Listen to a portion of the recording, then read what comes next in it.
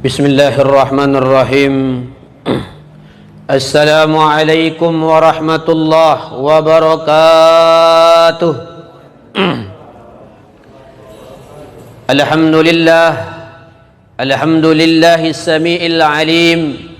Wassalatu wassalamu ala sayyidina Muhammadinil alim wa ala alihi wa ashabihi wa man tabi'ahum bi ihsani hatta ila darin na'im wa ba'du.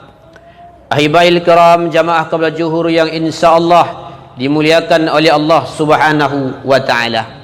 Satu kalimat yang tak bosan-bosan kita ucapkan Bapak Ibu, menunjukkan kita sadar siapa diri kita, bahwa kita adalah hamba yang lemah, bahwa kita sadar setiap saat dan setiap detik nikmat Allah Subhanahu wa taala yang kita rasakan. Maka setidak-tidaknya sesaat apapun keadaan kita senantiasa mengucapkan syukur dengan ucapan Alhamdulillah dan bersalawat atas Rasul dengan ucapan Allahumma salli ala Sayyidina Muhammadin wa ala ali Sayyidina Muhammad. Bapak Ibu yang dimuliakan Allah Subhanahu wa ta'ala, ada satu karya Al-Imam An-Nawawi Ad-Dimashqi Asy-Syafi'i yang berjudul kitab beliau namanya Bustanul Arifin. Kalau arti Bustanul Arifin itu adalah taman-tamannya orang-orang arif yang alim, yang ma'rifatullah. Di sana ada perkataan Al-Imam Asy-Syafi'i yang mana di halaman 31, wa qala Abu Abdullah, berkata Abu Abdullah Muhammad bin Idris Asy-Syafi'i. Karena nama Imam Syafi'i itu Bapak Ibu adalah Muhammad bin Idris. Selama ini kita tahu mungkin Syafi'i, ya, nama asli beliau Abu Abdullah Muhammad bin Idris Asy-Syafi'i. Itu Imam Syafi'i. Kullu anha'il alam, saking barokahnya mulianya Imam Syafi'i Bapak Ibu, kullu anha'il alam yuzkar ismuhu, hampir setiap penjuru dunia pasti orang pernah menyebut namanya. Saking barokahnya Bapak Ibu. Padahal beliau sudah lama meninggal dunia, tapi namanya tetap disebutkan. Baik dia masih hidup, ya, ketika apalagi setelah meninggal dunia. Wa qala Syafi'i, wa qala Syafi'i, hampir setiap negara itu ada disebutkan namanya. Ini saking barokahnya beliau. Di antara keberkahan orang alim itu adalah orang masih sering menyebut namanya ba'da wafatihi, setelah meninggalnya. Buya Hamka masih sering sebut orang, Pak, berarti barokah. Ya, apalagi Imam Syafi'i. Lahir 150 Hijriah, meninggal 204 Hijriah. Beliau punya murid terkenal Imam Ahmad bin Hanbal, yang sayangnya murid beliau kepadanya sampai-sampai Imam Ahmad sebagaimana dalam kitab Syiar A'lam An-Nubala mendoakan gurunya. Da'autu Syafi'i, ku doakan guruku dengan kalimat Allahumma gfir li wali walidayya wali Muhammad bin Idris Asy-Syafi'i fi salatihi, dalam salat. Ya Allah, ampuni dosa orang tuaku dan dosa Muhammad bin Idris Asy-Syafi'i, saya punya guru. Itulah saking mulianya Imam Syafi'i, dan dia terletak dalam hati murid-muridnya sampai didoakan dalam salat. Ini Bapak Ibu yang dimuliakan Allah Subhanahu wa taala. Apa kata beliau, perkataan Imam Syafi'i? Khairud dunya wal akhirah fi khamsi hisal. Orang yang baik di dunia, paling baik di dunia dan di akhirat itu terkumpul pada 5 hal. Kata Imam Syafi'i ini Bapak Ibu.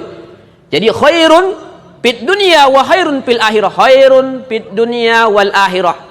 Orang yang baik di dunia, baik juga di akhirat, fi khamsi hisalin, pada 5 hal. Kata Imam Syafi'i. Yang pertama kata Imam Syafi'i, ginan nafs, kaya jiwa, kaya diri.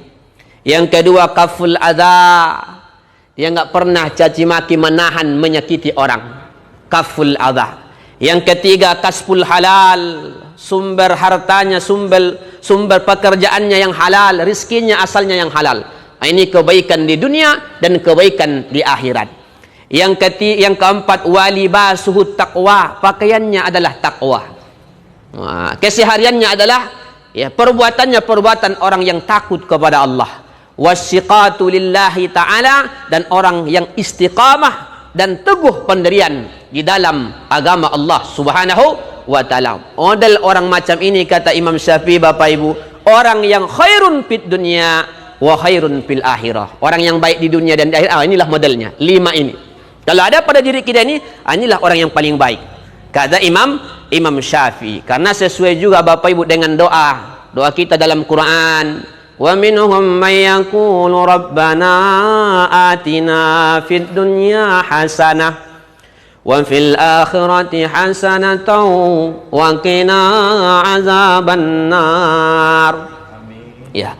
Rabbana atina fid dunya hasanah. Kalau bisa kita berusaha hasanah kita di dunia, wah hasanah juga kita di akhirat. Nah, ini maksudnya baik di dunia, baik di akhirat. Yang pertama tadi ginan nafs, kaya jiwa. Ternyata kalau tolak ukurnya hadis Nabi, Bapak Ibu, tolak ukur syariat, orang yang kaya itu bukan yang kaya harta. Hadis Sahih Muslim, laisal ghina bi kasratil arad. Bukanlah orang kaya dengan banyak harta, rumahnya besar, ya, semuanya besar. Walakinnal ghina ghinan nafs, hadis Sahih Muslim. Tapi yang kaya itu pada hakikatnya tolak ukur syariat, yaitu kaya jiwa, kaya diri. Kalaulah orang mungkin kita tanya, nak, siapa yang kaya? Boleh jadi dia sebut pemain bola, Pak. Ya, boleh jadi dia sebut artis. Oh, artis ini kaya. Siapa yang kaya? Boleh jadi dia sebut pejabat ini kaya. Ya. Apalagi sekarang, Pak. Siapa yang paling kaya menurutmu? Yang paling kaya menurut saya Messi. Karena dalam sehari dia bisa mengantongi 2M. Sehari, Bapak Ibu. Oh, berarti dia kaya. Itu kalau tolak ukur dunia. 2M Pak satu hari, kaya juga itu, Pak. Ya. Nah, apalagi nanti malam main juga ini Argentina sama Perancis. Ini kaya ilmu. Alhamdulillah. Ini ya, ginan nafs, ini tolak ukur dunia. Ya, tapi semua itu pada hakikatnya kata Nabi, kekayaan yang pada hakikatnya ginaun nafsi, kaya jiwa. Apa kaya jiwa? Hadis Sunan Tirmizi. Ya, orang yang kaya itu warda bima qasamallahu laka, orang yang ridho terhadap pemberian Allah, apapun batasannya, sampai manapun dosis rizkinya, dia ridho. Maksudnya apa ini, Bapak Ibu? Dia bekerja berusaha, tapi yang dia dapatkan itu dia syukuri. Dia ridho kepada Allah subhanahu wa ta'ala. Namanya sifat qanaah. Orang yang qanaah adalah orang yang ridho atas pemberian Allah. Dia tetap berusaha, bekerja, tapi dia ridho apapun hasilnya. Ridho, namanya qanaah, merasa cukup, nggak pernah mengeluh. La yahtamu birizqi, tak pernah risau. Yang penting saya berdoa, berikhtiar, bekerja, berusaha. Allah yang Maha Razzaq, yang penting saya berusaha. Nah, jadi dia merasa cukup atas pemberian Allah. Takun aganan nas, kata Nabi, inilah orang yang paling kaya. Nah, ini model inilah macam orang kaya. Jadi Pak Ustadz, bolehkah kita kaya? Silahkan. Tapi ada syaratnya, Ustadz. Ada. Di dalam Islam silahkan kau kaya. Disebutkan dalam kitab Kun Ghaniyan. Ada kitab namanya, Bapak Ibu, judulnya Kun Ghaniyan. Jadilah kau orang kaya.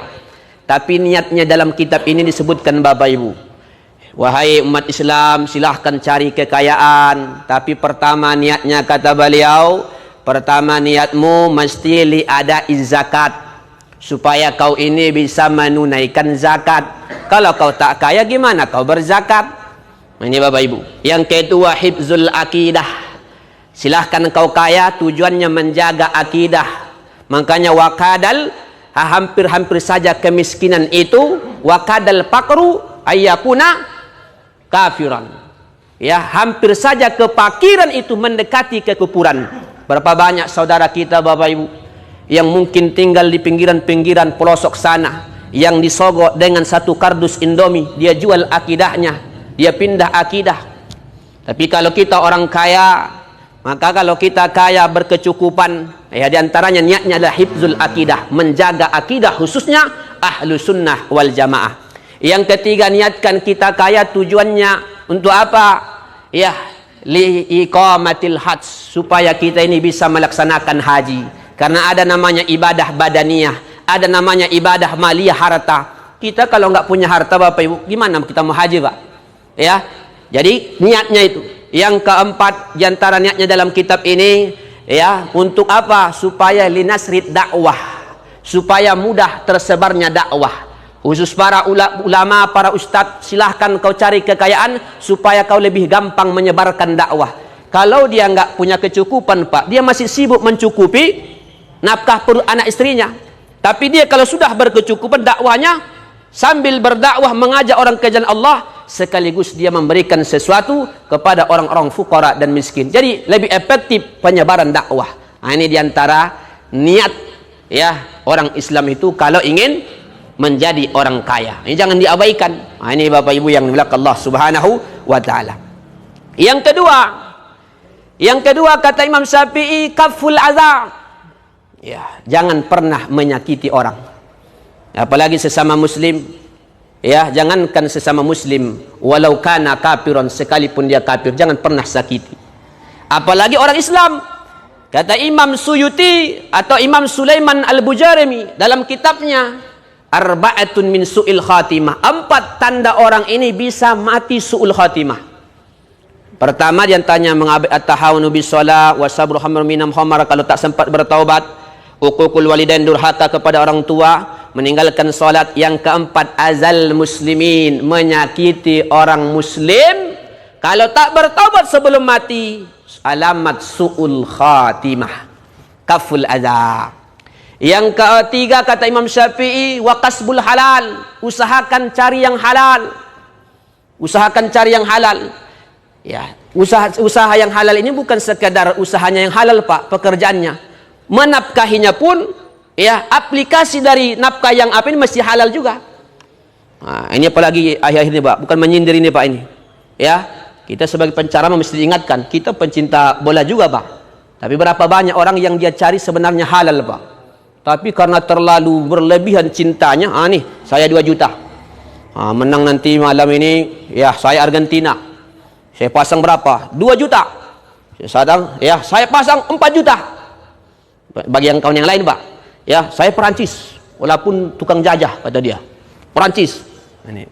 Ya, akhirnya gara-gara ada unsurnya Pak. Padahal main bola nggak masalah Pak. Macam sapi boleh-boleh saja.